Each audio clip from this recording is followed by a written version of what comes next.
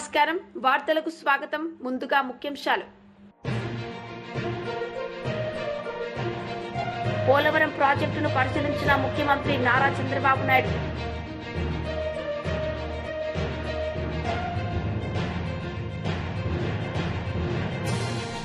Commercial బొగ్గు గనుల 12వ విడత వేలం మరియు ఒప్పందాలపై సంతకం వేడుక పోలవరం ప్రాజెక్టును పరిశీలించిన ముఖ్యమంత్రి నారా చంద్రబాబు నాయుడు ఈ సందర్భంగా ఆయన ప్రసంగించారు. ఆ తర్వాత మీరు చూస్తే నిన్నటి వరకు 5 సంవత్సరాలు బాధితుల్ని పట్టించుకున్న సందర్భమే లేదు. మీకోసం ఆలోచించిన దాఖలాలు లేవు. కడాన మిమ్మల్ని చూస్తే చాలా బాధేస్తుంది. నేనే మీకు ఒక భరోసా ఇచ్చాను. దానికి కూడా కారణం మీరు చూస్తే 7 మండలాలు తెలంగాణలో ఉండే మండలాలు విభజన జరిగిన తర్వాత మొట్టమొదటిసారిగా ప్రధానమంత్రి గారితో మాట్లాడి ఈ పోలవరం ప్రాజెక్టు పూర్తి కావాలంటే 7 మండలాలు ఆంధ్రప్రదేశ్కి ఇస్తే తప్ప సాధ్యం కాదని ఒప్పించి ఆ రోజు ఈ మండలాలు తీసుకొచ్చాం. అది నాకు ఒక నైతిక బాధ్యత అని చెప్పి కూడా నేను మీకు తెలియజేస్తున్నా. అందుకే ఎప్పుడు కూడా నేను వీలైనంత వరకు మీకు న్యాయం చేయాలి, అన్ని విధాలు ఆదుకోవాలని చెప్పి ముందుకు పోయాం. ఈ రోజు కూడా ఈ ప్రభుత్వం వచ్చిన తర్వాత 828 కోట్ల రూపాయలు మీ అకౌంట్లో వేసామంటే అది మాకుండే మీ మీద ప్రేమ, కమిట్మెంట్ అని చెప్పి కూడా నేను మీకు తెలియజేస్తున్నా. నాయకులు చాలా విషయాలు చెప్తా ఉంటారు. ఫ్రీగా వచ్చింది కాబట్టి ఆ రోజు మీరు చూస్తే అపోజిషన్లో ఉన్నాడు కాబట్టి 10 లక్షలు ఇస్తామని అనౌన్స్ చేసి వెళ్ళిపోయాడు. ఇచ్చాడా నేను అడుగుతున్నా. 5 ఏళ్ళు ఒక పైసా ఇచ్చాడా అని అడుగుతున్నా. వరదలు వస్తే మిమ్మల్ని చూశారా అని అడుగుతున్నా. మీకు వరదలు వస్తే ఎన్టీఆర్ మెమోరియల్ ట్రస్ట్ ద్వారా కాస్తో కోస్తో డబ్బులు మొబిలైజ్ చేసి ఆ రోజు నెహ్రూ కూడా ఇక్కడే ఉన్నాడు. అందరం గ్రామం తిరిగి కొంతవరకు మిమ్మల్ని ఆదుకున్న పార్టీ ప్రభుత్వం, ఆనాటి ప్రభుత్వం పార్టీ అని చెప్పి కూడా నేను మీకు తెలియజేస్తున్నా. అయితే రేపు మళ్ళా వచ్చి మీకు చెప్పొచ్చు ఏదో చేసేస్తానని. ఏమీ చేసేటివి ఉండవు.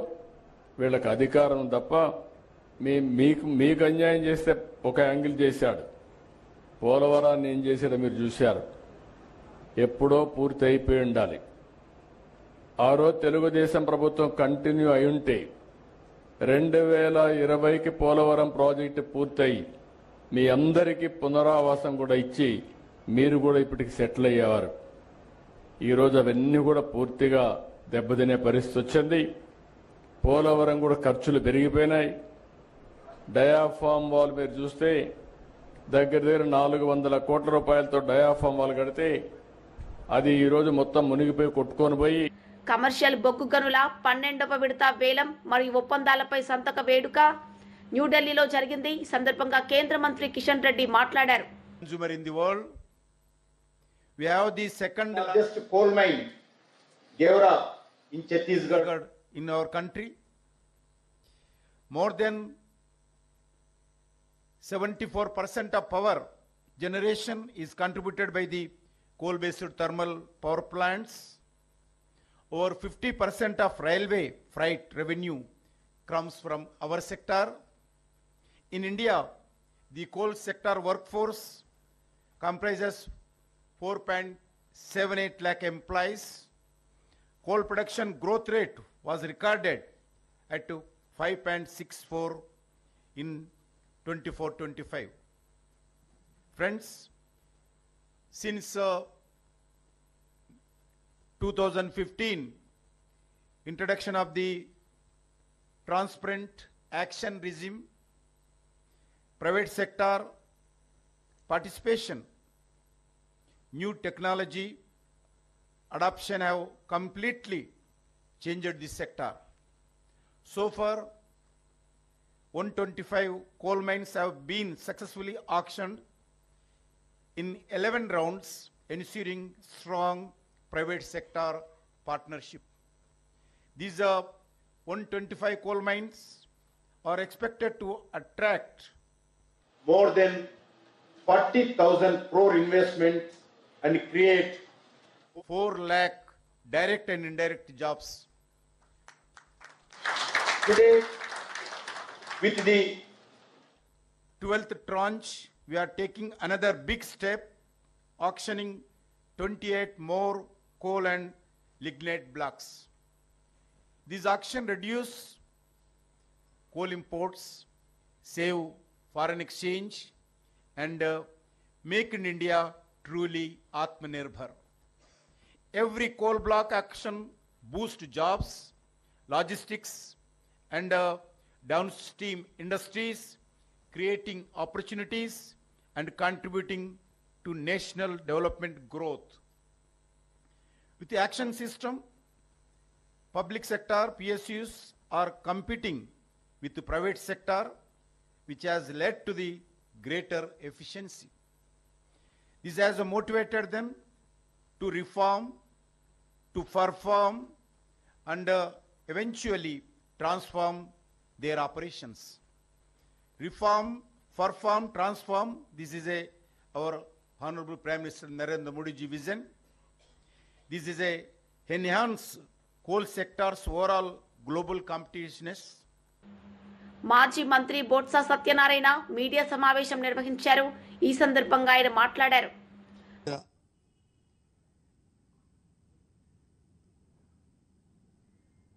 మన బీచ్ పక్కన ఉన్న విలువైన భూమిని మళ్ళీ లులు సంస్థకి ఇవ్వాలని అని ఒకటి చూశాను. అది కూడా ఆ సంస్థకి ఇచ్చింది 33 సంవత్సరాలు లీజుకి ఇవ్వాలని. 33 సంవత్సరాలు కాదు, 99 సంవత్సరాలు లీజుకి ఇవ్వాలని.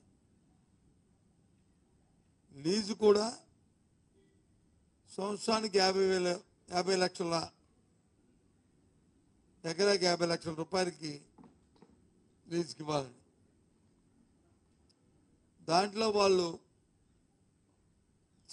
చేసే కట్టడాలు, సినిమా హాల్స్, రెస్టారెంట్లు, కన్వెన్షన్ సెంటర్లు, ఇవి ఆలోచించేమంటే అడుగుతున్నాను మీ ద్వారా రాష్ట్ర ప్రధానికాన్ని, ముఖ్యంగా మా ఉత్తరాంధ్ర ప్రాంతంలో ఈ ఉత్తరాంధ్ర ప్రాంతంలో ప్రజలందరినీ కూడా సినిమాలు కట్టడానికి, రెస్టారెంట్లు కట్టడానికి, కన్వెన్షన్ సెంటర్కి, బీచ్ పక్కనున్న ఎకరా సుమారు 100 కోట్ల రూపాయలు తక్కువ లేకుండా చేస్తున్న 1300 కోట్ల రూపాయల ఆస్తిని ఒక ప్రైవేట్ సంస్థకి లీజుకి ఇవ్వడం అనేది సమంజసమా ఆలోచించమని కోరుతున్నాను. ప్రభుత్వం అట్టాసంగా చెప్పింది ఎన్నికల ముందు మేము సంపద సృష్టిస్తామని. ఇది సంపద సృష్టిలో భాగమా అని అడుగుతున్నాను. ఇదేనా సంపద సృష్టించమంటే? ప్రభుత్వం 100 కోట్ల వేల కోట్ల ఆస్తిని 99 సంవత్సరాలకి పారదర్శకత లేకుండా ఒక సంస్థకి ఇవ్వడం అనేది ఎంతవరకు సంబంధించిన ఆలోచించమని కోరుతున్నాను. నిజంగా మీకు చిత్తుంటే ఎస్ ఇగో ఇక్కడ ఈ భూమి ఉంది, దీన్ని ప్రభుత్వం అభివృద్ధి చేయదలుచుకుంది, ప్రభుత్వంకి దీని మీద రెవెన్యూ జనరేట్ అవ్వాలి, ఎవరు వస్తారు, ఏ సంస్థ వస్తారండి అని ఓపెన్గా మీరు ప్రకటించాలనేది మా డిమాండ్. దాన్ని బట్టి ఆలోచన చేసుకోవాలి. అది లేకుండా పూర్వపరాలతో ఉన్న మీకున్న పద్యాలతో మరి 1300 కోట్ల రూపాయలు తక్కువ లేకుండా ఉన్న ఆస్తిని సంవత్సరానికి 6 కోట్ల రూపాయలు లీజుకి ఇవ్వడం అనేది ఎంతవరకు న్యాయమో ధర్మమో, దీంట్లో ఉన్న మతలబ్ ఏంటో రాష్ట్ర ప్రధానికాన్ని ఆలోచించమని కోరుతున్నాను. ప్రభుత్వాన్ని డిమాండ్ చేస్తున్నాను సూటిగా. అసెంబ్లీ సమావేశంలో మాజీ మంత్రి కేటీఆర్ పాల్గొన్నారు. ఈ సందర్భంగా ఆయన ప్రసంగించారు. తెలియజేసుకున్నారు. నేను లిస్టు పంపిస్తా ఉన్నాను గౌరవ ఎల్ఏ మినిస్టర్ గారికి మీ ద్వారా. దయచేసి వీరికి నష్టపరిహారం ఇవ్వండి. అధ్యక్ష, నేను ఒకటే రిక్వెస్ట్ చేస్తా ఉన్నాను సార్. ఈ రోజు ఉన్న 1022 గురుకుల పాఠశాలల్లో పిల్లలు విషాహారంతో బాధపడుతుంటే వారి గురించి మాట్లాడకుండా నెలలుగా అక్కడ వాళ్లకు అద్దె భవనాలకు రెంట్ ఇవ్వకుండా ఓనర్లు తాళాలు వేసుకొని పోతుంటే గురుకులాలు మూతపడుతుంటే 40,000 అప్లికేషన్లు తగ్గిపోతుంటే మేమేదో విద్యకు చేసినామంటే ఎట్లా నమ్మాలి అధ్యక్ష? 1931 పాఠశాలలు మూతపడ్డాయని చెప్పి మంత్రి గారు స్వయంగా చెప్పారు అధ్యక్ష. మొన్న పద్దుల్లో విదేశీ విద్య మీద కూడా చెప్పలేకపోతా ఉన్నారు. 20 లక్షల రూపాయలు కేసీఆర్ ఇస్తే మేము 25 లక్షలు ఇస్తామన్నారు, కానీ ఇవ్వలేదు అధ్యక్ష. మరి ఇవ్వాలని చెప్పి కోరుతా ఉన్నాం. వారు చెప్పారు అధ్యక్ష, ఫీజు రీయింబర్స్మెంట్ బకాయిల గురించి మాట్లాడతారు. అధ్యక్ష, మేము గవర్నమెంట్లోకి వచ్చినాడు 1800 కోట్లు బకాయిలు ఉండే, మేము కట్టలేదు అధ్యక్ష. మీరు వచ్చినాడు బకాయిలు ఉంటాయి. గవర్నమెంట్ ఇస్ కంటిన్యూస్ ప్రాసెస్, మీరు ఇవ్వాలి. 8,000 కోట్లు ఫీజు రీయింబర్స్మెంట్ బకాయిలు ఉన్నాయి, దయచేసి చెల్లించాలని చెప్పి ప్రభుత్వాన్ని నేను కోరుతా ఉన్నా అధ్యక్ష. ప్రతి విద్యార్థికి 5 లక్షల విద్యాబంధు కార్డు ఇస్తామన్నారు. ఫీజు తల్లిదండ్రులు చెల్లించే భారం ఉండదన్నారు. బడ్జెట్ ను సవరించండి, ఒక 5,000 కోట్లు కేటాయించండి. స్కూటీలు అన్నారు అధ్యక్ష. మరి ఆ అందాల పోటీలు మానేసి స్కూటీలు ఇవ్వండి అధ్యక్ష. దానికోసం ఒక 500 కోట్లు పెడితే స్కూటీలు ఇవ్వచ్చు కొంతమంది కన్నా. విద్యా జ్యోతులు అన్నారు. 10 పాస్ అయితే 10,000, ఇంటర్ పాస్ అయితే 15,000, గ్రాడ్యుయేషన్ పూర్తి చేస్తే 25,000, పీజీ అయితే 1,00,000, రీసెర్చ్ స్కాలర్ కి నెలకు 10,000. అదే విధంగా ఇంకా చాలా చెప్పారు అధ్యక్ష. 1000 కోట్లు దయచేసి బడ్జెట్ ను రీఅప్రోప్రియేట్ చేసి వారికి కేటాయించాలని చెప్పి నేను కోరుతా ఉన్నా అధ్యక్ష. 2 లక్షల ఉద్యోగాల గురించి ముఖ్యమంత్రి గారు చెప్పారు అధ్యక్ష. వారు ఇచ్చింది కేవలం 11,000 ఉద్యోగాలు అధ్యక్ష. మిగతా అన్ని మా గవర్నమెంట్ లో ఇచ్చిన నోటిఫికేషనే. ఆ వీటికి మాత్రమే వాళ్ళు కాగితాలు ఇచ్చుకున్నారు తప్ప ఇంకోటి కాదు. గ్రూప్ 1 పోస్టులు 1000కి పెంచుతామన్నారు, పెంచలేదు. గ్రూప్ 2 పోస్టులు 2,000 చేస్తామన్నారు, చేయలేదు. గ్రూప్ 1 మెయిన్స్ కి 1:100 రేషియో ఇస్తామన్నారు, చేయలేదు. జీవో నంబర్ 46 రద్దు చేయలేదు. జీవో 29 తెచ్చారు, బలహీన వర్గాల నోట మట్టి కొట్టారు. 20,000 టీచర్ల పోస్టులు ఖాళీ ఉన్నాయన్నారు, వాటిని భర్తీ చేయలేదు. కేవలం 11,000 ఉద్యోగాలు మాత్రమే చేశారు అధ్యక్ష. గిగ్ వర్కర్స్ అని ఉంటారు. మనం స్విగ్గీ, జొమాటో ఇవన్నీ ఆర్డర్ చేస్తూ ఉంటాం. Swiggy, Zomato, Flipkart, Amazon, Zepto, Instamart, Rapido, వాళ్ళందరి కోసం రాహుల్ గాంధీ గారు స్వయంగా వచ్చి చెప్పారు. గిగ్ వర్కర్స్ బోర్డు పెడతామన్నారు, పెట్టండి, డబ్బులు కేటాయించండి, వాళ్ళకు ఒక 500 కోట్లు కేటాయించండి అధ్యక్ష. ఆడపిల్లల మీద కూడా అశోక్ నగర్ లో అమానుషంగా ప్రవర్తించారు, లాఠీ చార్జీలు కూడా చేశారు. దయచేసి ప్రజాపాలనలో అట్లాంటి పరిస్థితి ఉండకూడదు. తెల్లారులేస్తే ప్రజాపాలన అంటారు, కానీ నేతి బీరకాయలో నెయ్యి ఎంత ఉందో మీ ప్రజాపాలన, ప్రజాస్వామిక స్ఫూర్తి కూడా అంతే ఉన్నట్టుగా కనబడతా ఉన్నది అధ్యక్ష. 1 కోటి మంది మహిళల్ని కోటీశ్వరులు చేస్తామంటున్నారు అధ్యక్ష, కానీ అత్తాకోడలకు పంచాయతీ పెట్టినారు అధ్యక్ష. మొన్న ఈ మధ్యన నేను సూర్యాపేట పోతే అక్కడ ఒక అవ్వ దగ్గర పోతే అధ్యక్ష, అక్కడ జరిగిన చిన్న ఉదంతం అధ్యక్ష. ఆ పెద్దామ చెప్తున్నది అధ్యక్ష, నా కొడుకు పెళ్లి చేసిన సార్ 6 నెలల కిందట. నేను అనుకున్నా మా కోడలి పిల్ల తులం బంగారం తెస్తుందేమో, నెలకు 2,500 వస్తుందేమో అనుకున్నా. ఆమె ఏం తెలియదని చెప్తా ఉంది. బంజారాలు, లంబాడాల మాతృభాష గోర్బోలిని రాజ్యాంగంలోని 8వ షెడ్యూల్లో చేర్చాలని కేంద్ర ప్రభుత్వాన్ని కోరుతూ శాసనసభలో తీర్మానం ఆమోదింపజేసినందుకు పలువురు ఎమ్మెల్యేలు ముఖ్యమంత్రి రేవంత్ రెడ్డిని కలిసి కృతజ్ఞతలు తెలియజేశారు. మాజీ మంత్రి అంబటి రాంబాబు మీడియా సమావేశం నిర్వహించారు. ఈ సందర్భంగా ఆయన మాట్లాడారు. మళ్ళా ఇప్పుడు ఆయనకు అవకాశం వచ్చింది చంద్రబాబు నాయుడు గారికి. సరే, ఆయన ఏదో 2007కి పూర్తి చేసేస్తాం అనే మాట మాట్లాడారు. సరే, ఆయన మేము ఇప్పుడు పూర్తి చేస్తాం, అది చేస్తాం, ఇది చేస్తాం అని ఆయన గొప్పలు చెప్పుకుంటే అది వేరే అంశం. కానీ జగన్మోహన్ రెడ్డి గారి ప్రభుత్వం మీద బురదలేటటువంటి కార్యక్రమాలు అవకాశం దొరికినప్పుడల్లా చేస్తున్నారు. దానిలో కూడా ఈ పోలవరాన్ని ఉపయోగించుకొని అనేక సందర్భాల్లో చంద్రబాబు నాయుడు గారు మాట్లాడుతున్నారు. ఆయన ఏమంటారంటే 2019 తర్వాత ప్రజలు మమ్మల్ని దించేశారు, కానీ మమ్మల్ని మళ్ళా తిరిగి అధికారంలోకి తీసుకొచ్చినట్టయితే 2020కే మేము పోలవరాన్ని పూర్తి చేసేవాళ్ళం అని అంటున్నాడు. ఇందాకే పోలవరంలో మాట్లాడుతూ 2018కి పూర్తి చేస్తానని చెప్పాడు. 2019లో మళ్ళీ తిరిగి ఆయన అధికారంలోకి తీసుకొచ్చినట్టయితే 2020-21 కల్లా పూర్తి చేసేవాడట. ఇప్పుడంతా కూడా జగన్మోహన్ రెడ్డి గారు 5 సంవత్సరాల పరిపాలనలో విధ్వంసం చేసేశారట, పోలవరాన్ని సర్వనాశనం చేసేశారట. అప్పుడప్పుడు అంటున్నాడు కదా, రాష్ట్రంలో కూడా 14 లక్షల కోట్ల రూపాయలు అప్పు చేసి రాష్ట్రాన్ని సర్వనాశనం చేశారు అని. చివరికి లెక్కలు చూస్తేనేమో 6,000 కోట్లు. పచ్చి అబద్ధాలు, పచ్చి అసత్యాలు, చెప్పి జగన్మోహన్ రెడ్డి గారి మీద బురద జల్లాలనేటువంటి కార్యక్రమాన్ని చేస్తున్నారు. అదే పద్ధతిని ఇవాళ చంద్రబాబు నాయుడు గారు పోలవరంలో కూడా అదే పద్ధతిని అనుసరిస్తూ ఉన్నారు.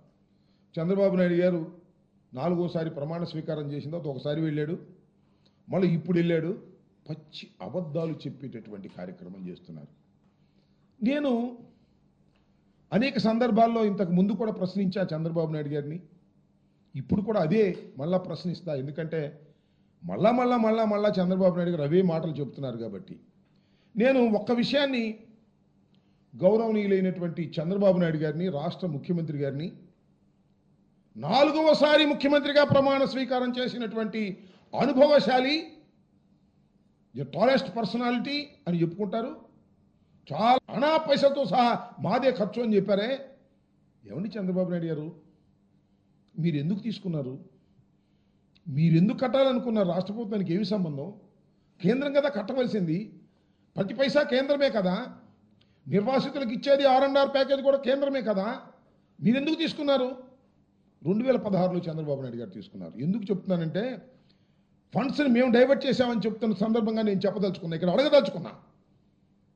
అసలు ఏంటో షరతు తెలిసే చంద్రబాబు నాయుడు గారు తీసుకున్న షరతు, ముందు రాష్ట్ర ప్రభుత్వం ఖర్చు పెట్టింది, వాళ్ళు రీఎంబర్స్మెంట్ ఇస్తారు.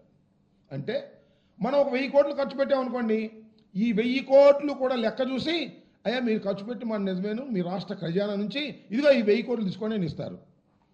నేను అడుగుతా ఉన్నా, ముందు మనం ఖర్చు పెట్టిన తర్వాత, అర్థమవుతుందిగా మీ అందరికీ, ముందు మనం ఖర్చు పెట్టిన తర్వాత వాళ్ళు రీఎంబర్స్మెంట్ ఇస్తే డైవర్ట్ చేసే అవకాశం ఎక్కడ ఉంది చెప్పండి? వాళ్ళు ముందు కేటాయిస్తే కదా డబ్బులు. అయ్యా మీ పోలవరం ప్రాజెక్టు 50,000 కోట్లు అవుతుంది, ఇదిగో ఈ 50,000 కోట్లు మీకు మేము ఇస్తున్నాం అంటే కదా మనం డైవర్ట్ చేసేది. ముందు మనం ఖర్చు పెడితే, ఎక్కడి నుంచి?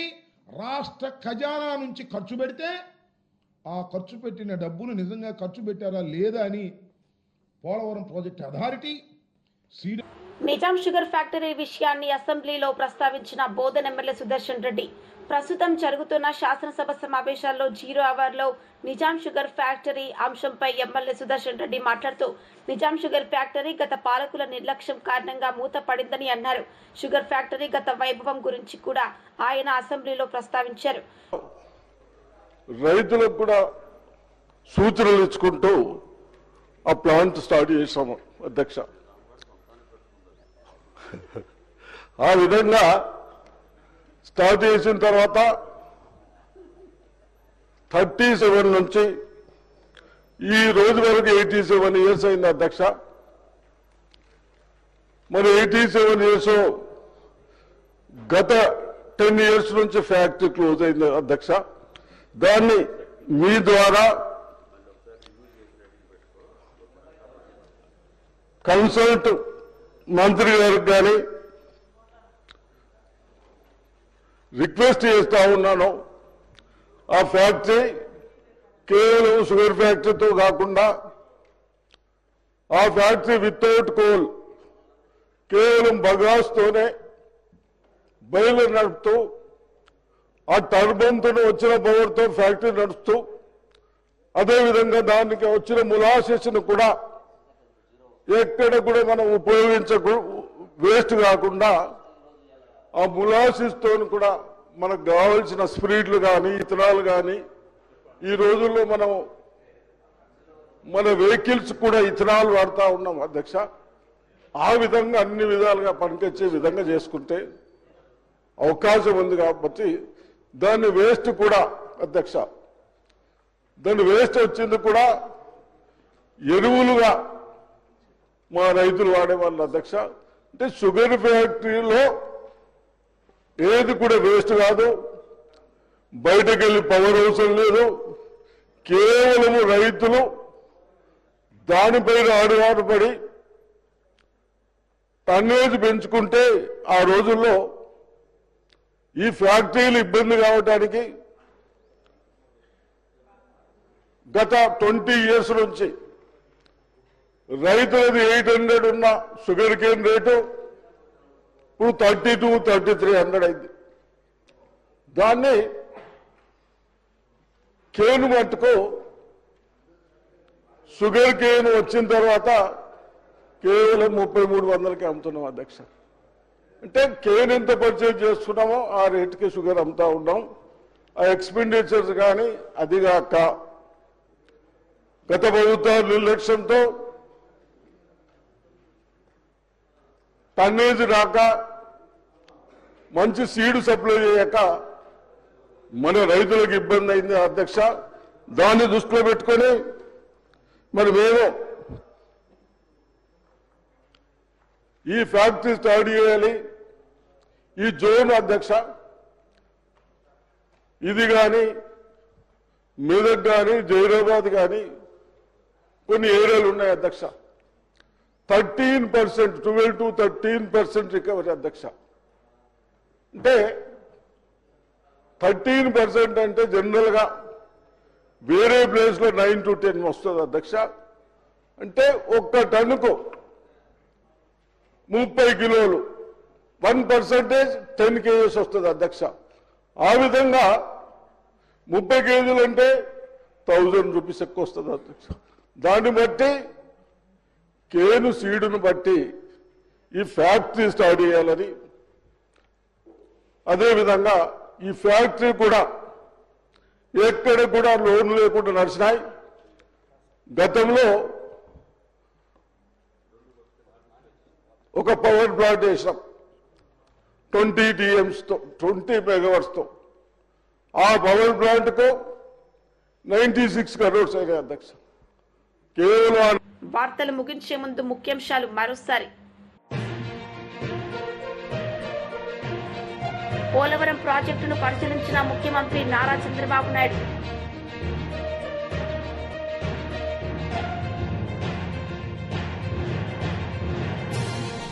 కమర్షియల్ బొగ్గు గనుల 12వ విడత వేలం మరియు ఒప్పందాలపై సంతకం వేడుక. ఈ వార్తలు ఇంతటితో సమాప్తం. తిరిగి ప్రసారమయ్యే వార్తల్లో మళ్ళీ కలుద్దాం. అంతవరకు సెలవు. నమస్తే.